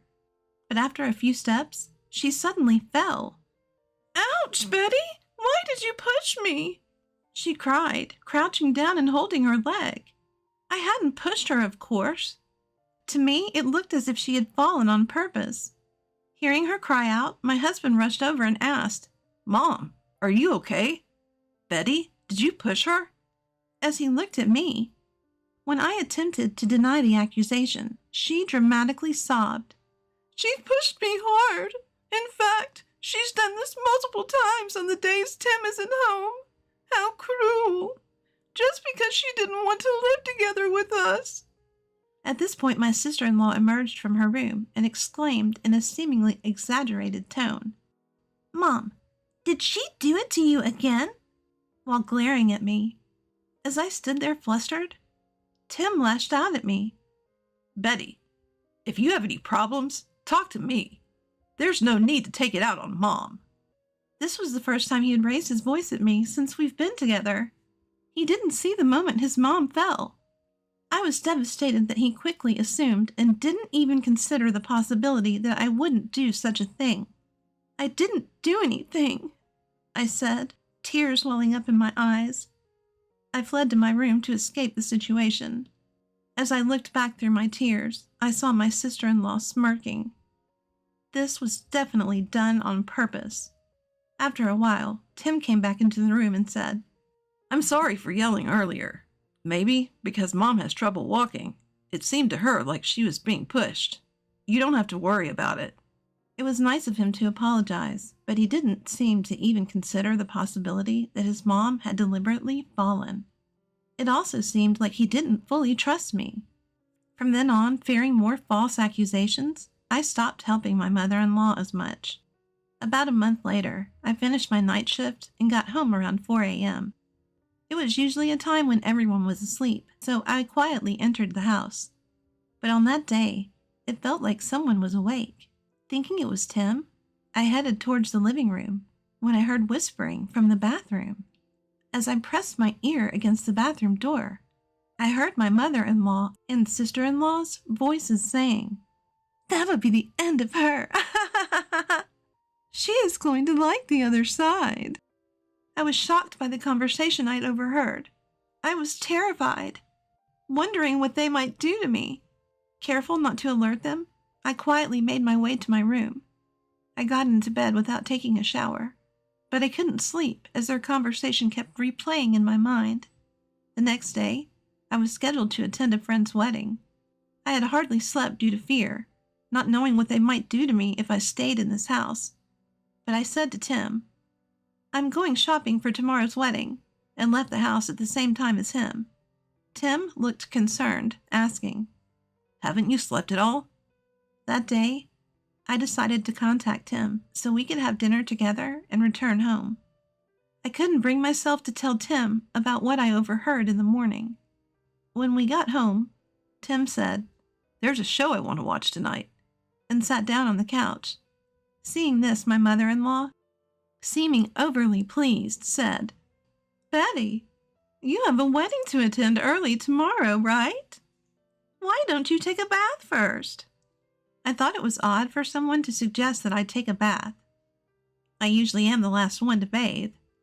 Suspicious, I went to check the tub and found some kind of black liquid floating in it. I couldn't quite figure out what it was. Could it be some unusual bath additive? It had a unique smell to it. However, having overheard a conversation this morning, I was scared to be the first one in. After confirming that my mother-in-law and sister-in-law were chatting in the kitchen, I sidled up to my husband and whispered, so only he could hear, "We've got 30 minutes till the show starts. Why don't you take a bath first?" "Good idea. I'll jump in quickly," he said, and headed for the bathroom. I took his place on the sofa. "Whoa, what's this? Can someone come here, please?" I could hear my husband shouting from the bathroom. I don't think more than 3 seconds had passed since I'd heard the sound of him getting into the bath. When I rushed over, I saw my husband's body had been dyed jet black. I let out a cry of surprise. Looking back, my mother-in-law and sister-in-law were standing there with panicked looks on their faces. "What should I do? How did this happen?" my husband was frantically saying. I asked, "Mother-in-law, you prepared the bath, didn't you? What is that black liquid?" My mother-in-law, flustered, stuttered out, "Wasn't Betty supposed to bathe first?" My sister-in-law was standing next to her, breaking out in a cold sweat. Then my husband sniffed the air and said, "Could this be hair dye? What are you going to do about this? It's hard to get it off once it's on skin." My mother-in-law and sister-in-law said nothing, so for now, my husband got out of the bath and moved into the living room. I'd read online that makeup remover could be used to get it off, so I gave some to my husband. He was scrubbing hard, but it didn't seem to be coming off easily. The thought of what would have happened if I'd been the one to get in made me shudder. I would have had to go to a wedding the next day with my body all covered in black dye. Moreover, I have very sensitive skin. There was one time I had my hair dyed, and even though they used a mild colorant, I couldn't stand the pain during the process and had to stop halfway. My scalp was severely irritated, and I felt unwell for a while after that. If I had gotten into a bath filled with hair dye, getting dyed black all over would have been the least of my problems. Most likely, I would have broken out in itches and pains all over my body, which would have been a terrible ordeal. Scrubbing hard to get it off would probably severely damage my skin, too. Knowing what they did, The thought that my mother-in-law and sister-in-law were involved is horrifying. I helped my husband Tim, vigorously scrubbing the hair dye off his skin. Watching us desperately trying to remove it, my mother-in-law and sister-in-law were whispering frantically to each other. Though we couldn't completely remove the stain, we managed to make it far less noticeable. Then I said, "Mother-in-law, sister-in-law, Tim, I need to talk. Please sit here at the dining table." I prompted them to sit down. "The two of you were in the bathroom this morning around 4 a.m., right?" When I mentioned that, my sister-in-law quickly responded, "What are you talking about? We were obviously sleeping at that hour." But it was clear she was flustered. When my husband asked, "What were you talking about?" I told him. They were saying things like, "Betty's done for. She's going to the other side." Surprised, Tim said, What? What does that mean? His mother retorted, "Were you dreaming or something? There's no proof of such a thing." Then I pointed to my husband and said, "This is the proof. When we got home, you suggested I take a bath, didn't you, Mother?" I found that strange. I had mentioned that I have sensitive skin, and our wedding is tomorrow, remember? My sister-in-law snapped back, "Oh, come on. It was just a little prank." A prank? Tim asked with a stern face, leaving my sister-in-law silent. Then his mother childishly complained, "It's Betty's fault. She doesn't help around the house at all." To this, Tim shouted back at his mother and sister, Are you serious? Betty is working. She does the chores whenever she can. Just because you're unsatisfied doesn't mean you can do whatever you want. Cut the crap. "I've been putting up with your unreasonable behavior all this time. Do you have such resentment against me? This isn't something that can be brushed off as a prank. I will never forgive you for this," I said. Hearing our words, his mother and sister broke down crying. "I'm sorry. We went too far." Then Tim said, I will never forgive you either. I don't want to be family with people who do things like this. Leave by tomorrow. "But where are we supposed to go? We don't have anywhere to go," his mother argued, to which Tim retorted, That's not my problem. There's no way we can live together anymore. Be ready to leave by tomorrow. Once Tim and I returned to our room, I could no longer hold back my tears. I had been scared ever since I overheard their conversation that morning.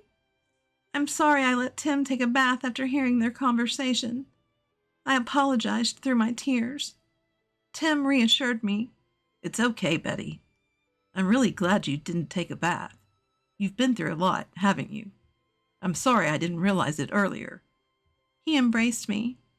The next day, Tim forcibly drove his mother and sister out.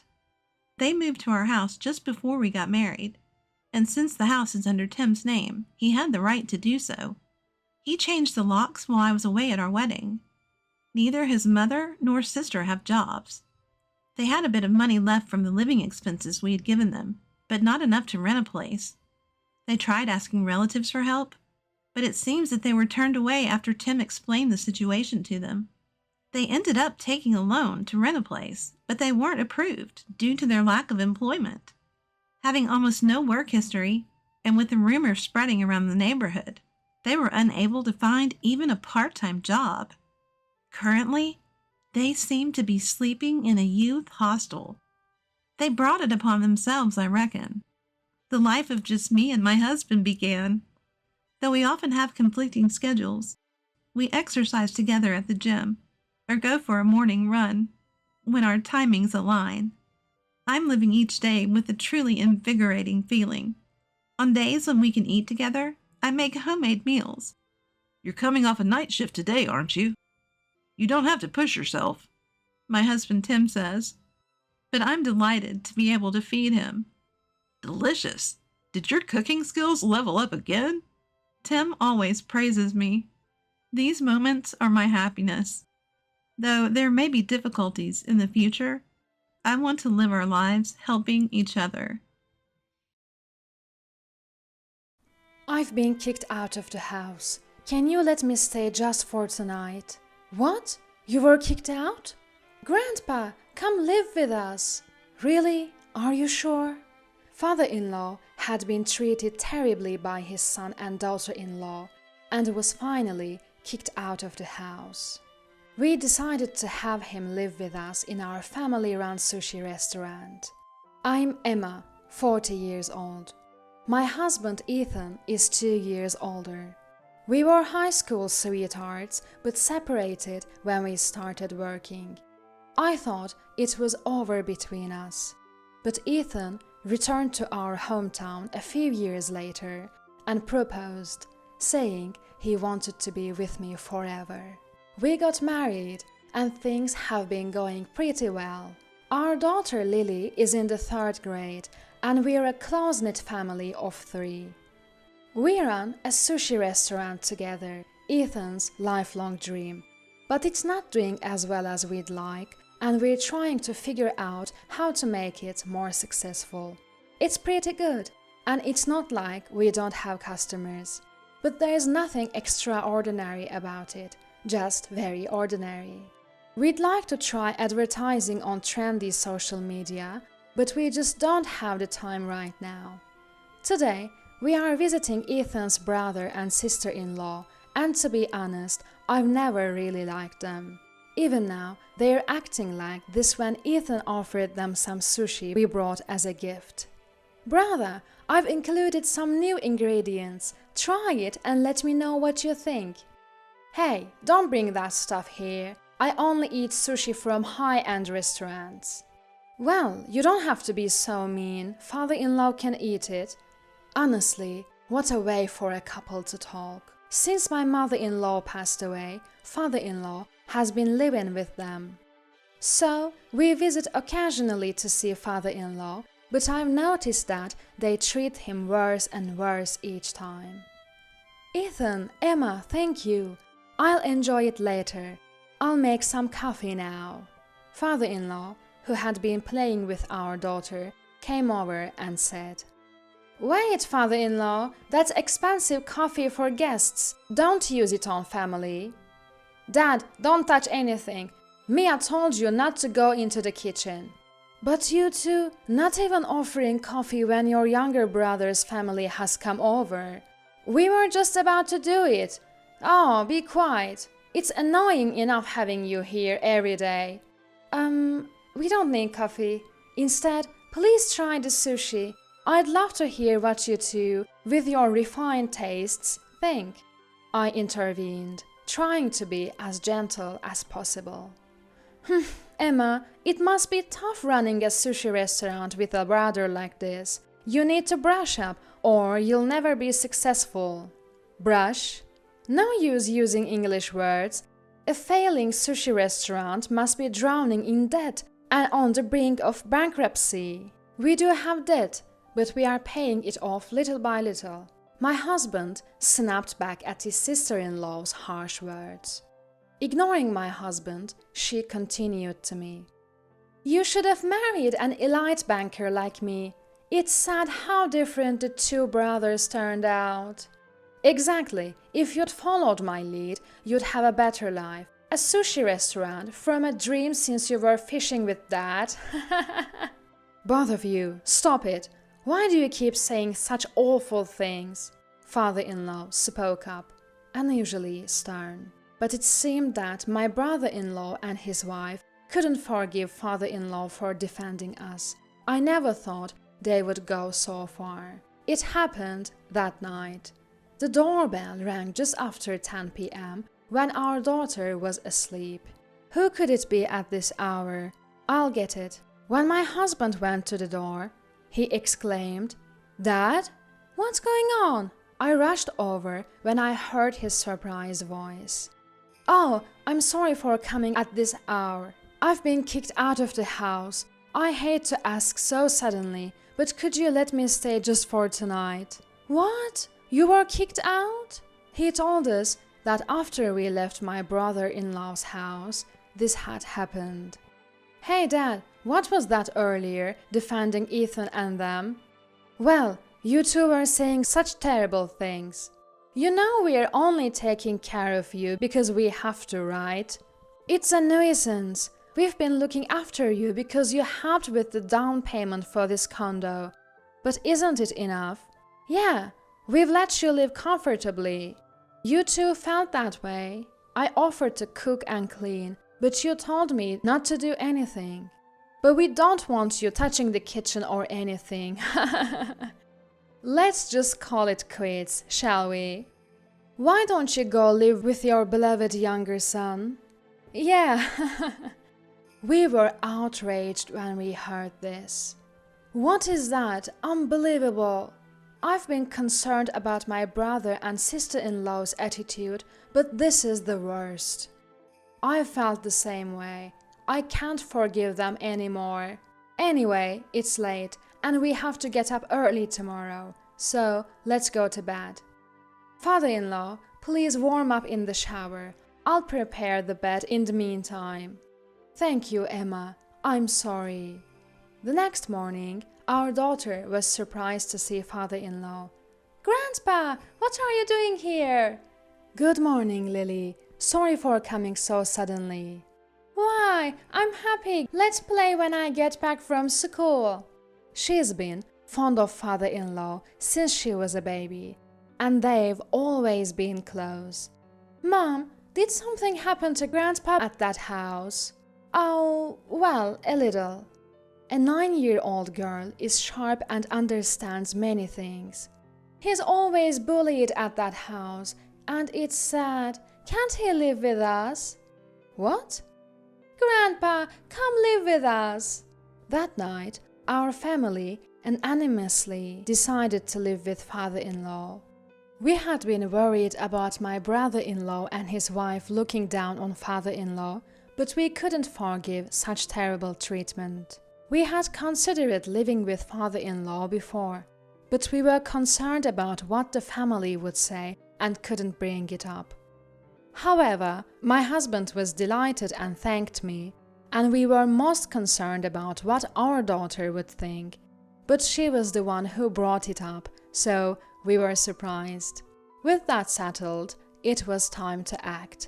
My husband called his brother to report, but instead of apologizing, both my brother-in-law and his wife were thrilled. And so father-in-law became a member of our family. A few days later, father-in-law said he wanted to work at the sushi restaurant. It could be in lieu of rent. Don't worry about that. I've always loved cooking, and I actually worked at a sushi restaurant when I was young. Really? Before Ethan was born. And so, father-in-law began to help out in the back of the sushi restaurant. Ethan, can I talk to you for a second? I think this fish might be better if we use kombu jime. Huh? Which one? Also, could you listen to me for a moment? There are a few things I'm concerned about. Perhaps because they were father and son, father-in-law was sharing his thoughts with my husband one after another. His advice seemed spot on, and my husband agreed to change the preparation method for some of the sushi. Gradually, the number of customers began to increase. Online reviews increased and the taste improved, and the restaurant looked cleaner, receiving high praise. Sales also steadily grew. Thanks to father-in-law, our sushi restaurant was able to change for the better. Father-in-law wasn't always at the restaurant, so I felt relieved that my daughter's time alone decreased, and the two seemed to enjoy eating and reading together. But about 6 months later, an incident occurred. My brother-in-law and his wife barged in.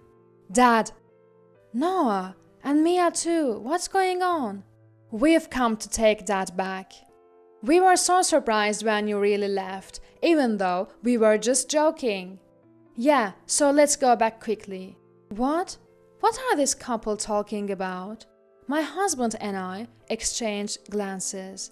No. A joke? Besides, I'm working at this sushi restaurant, so I can't go back there. That's it. Sales have increased since Dad came here. Now it's a popular restaurant. Dad has a talent for management. Management talent? That's not it. So I'm thinking of starting a sushi restaurant too.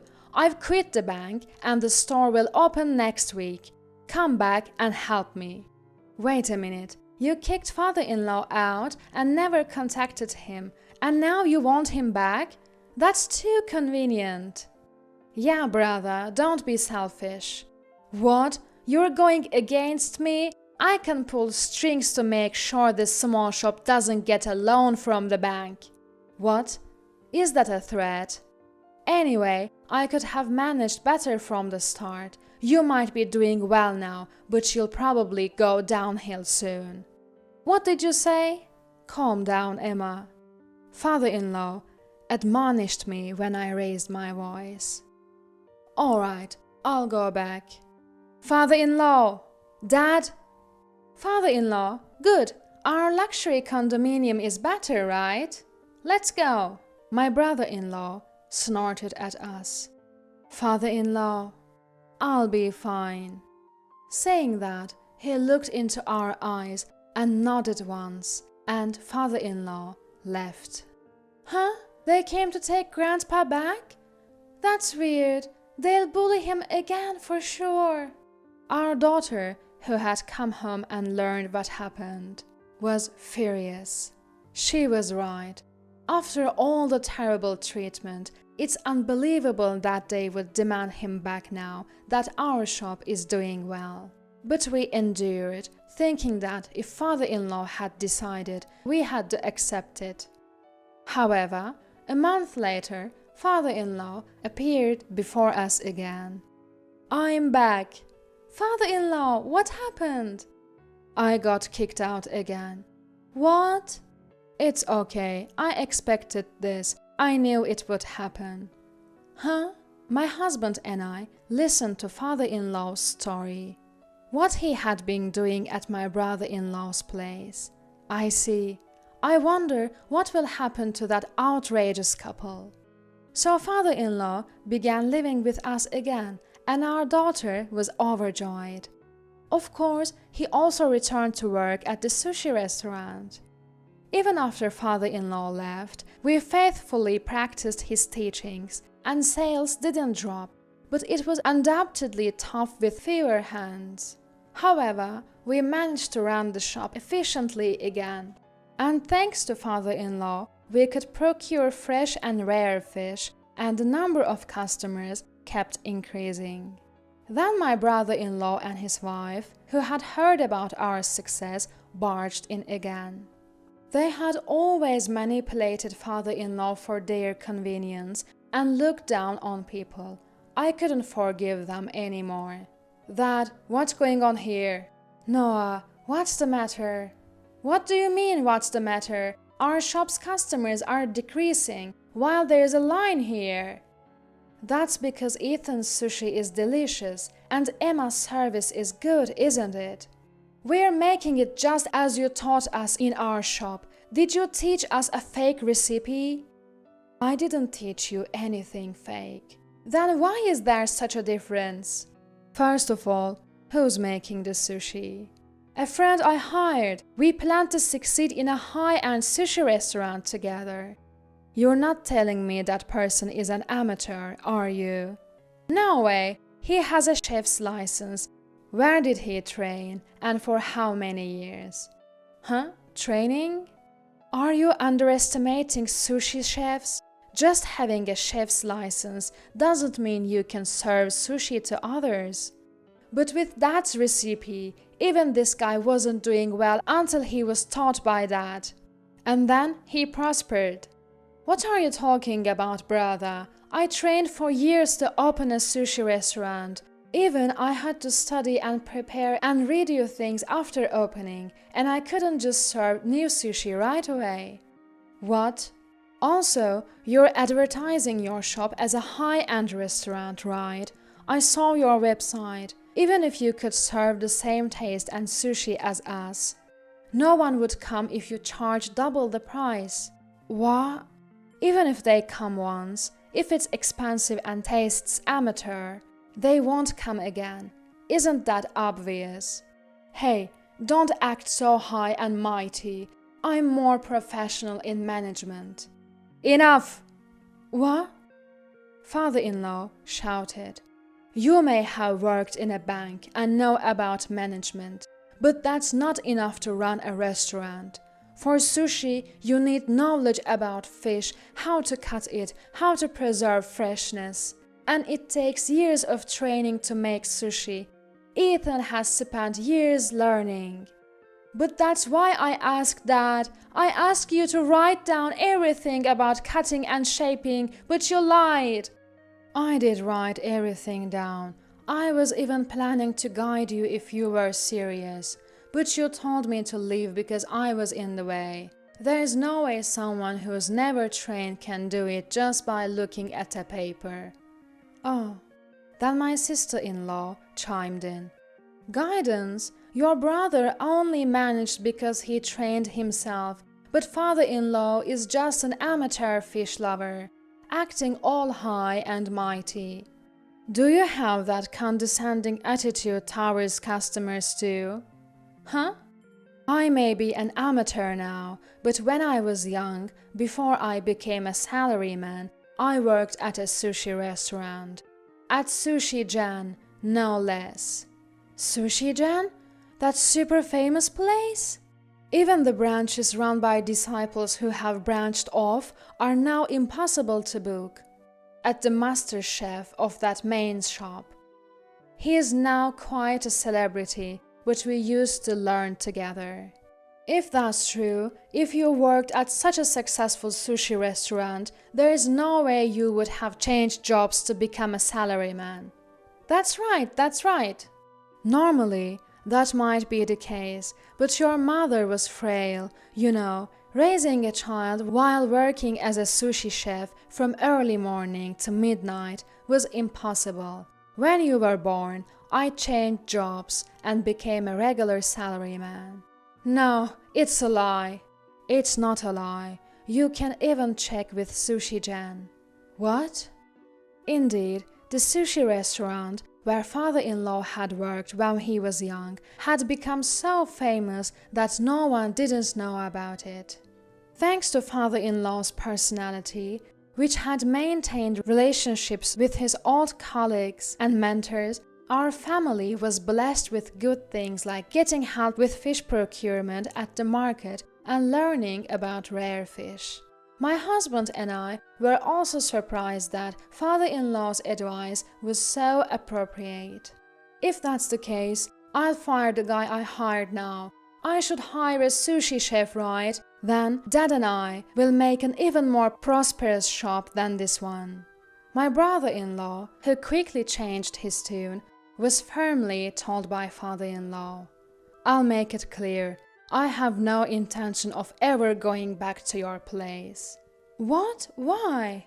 It's suffocating there, with restrictions on what I can touch and do. Living with Ethan and the others, I realized stifled I've been. Complained about all the time, kicked out, and then called back for your convenience. We won't kick you out anymore, father-in-law, my sister-in-law said with a forced smile. Even though you don't want to live together at all? Huh? My sister-in-law froze with a pasted-on smile. You just want to call me back because you think it will make money, right? My sister-in-law seemed at a loss for words, as father-in-law had hit the nail on the head. As I said earlier, having a manual alone won't do.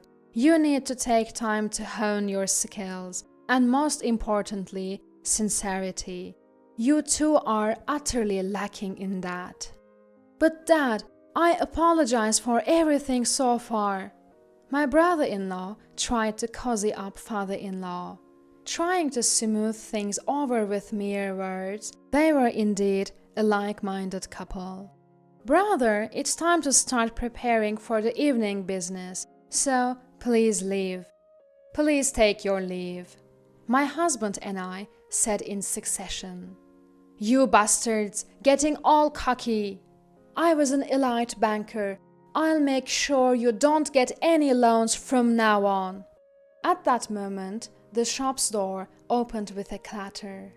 I'm home. Welcome back. Wait, Lily? I was surprised to see my daughter, who usually comes home through the back to our house, appear at the shop's entrance. Was that a threat just now? Huh? My daughter looked straight at my brother-in-law and his wife. You came to the shop before and yelled and said terrible things, and before that you bullied Grandpa at home all the time. What? What are you talking about, you cheeky girl, just like a low-level couple's daughter? Mama, Papa, my friend Hannah's dad is a police officer, so I'll consult with him. What? Unexpected words came out, and the three of us were surprised, while my brother-in-law and his wife turned pale. Hannah's dad is a very important person in the police. What? Let's go. We are leaving. Whether it was my innocent daughter's voice that was the last straw, my brother-in-law and his wife scrambled and ran out. Welcome back, Lily. Wow, that was a surprise. Thank you for helping us. Father-in-law looked at our daughter with surprise and tenderness. It's true that Hannah's dad is a police officer. Whether he's important or not, I don't know. I was left speechless by our daughter's nonchalant response.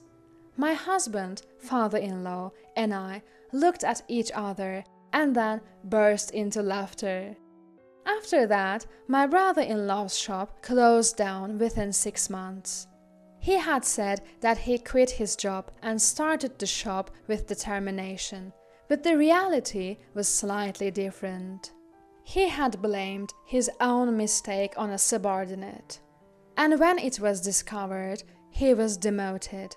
Unhappy with the demotion, he quit the bank in a fit of anger. So, even when the shop's management didn't go well, there was no one to help him, and he ended up with a massive debt. With debts piling up, there was no way that couple could succeed, and they are now embroiled in a messy divorce drama. My brother-in-law seems to be job hunting, but given the way he quit, re-employment in the financial industry is tough. He has no goodwill, so there is no one to help him. On the other hand, our sushi shop has been thriving, with a steady increase in customers, and we've paid off all the remaining debt.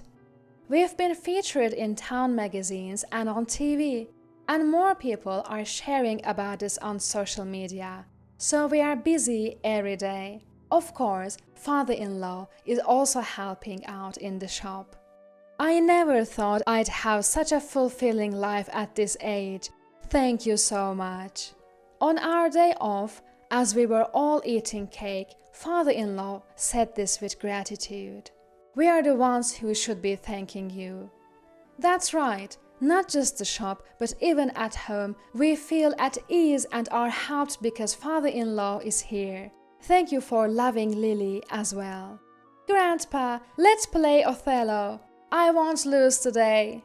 Our daughter, who finished her cake first, called father-in-law from the living room. There will surely be more challenges ahead. The shop may face difficulties, and living together, we may get on each other's nerves at times. Life is long, with its ups and downs. At such times, we'll look at each other and talk it out. If we share what we're all thinking, we'll surely overcome anything. Watching the smiles of our daughter and father-in-law, my husband and I smiled at each other.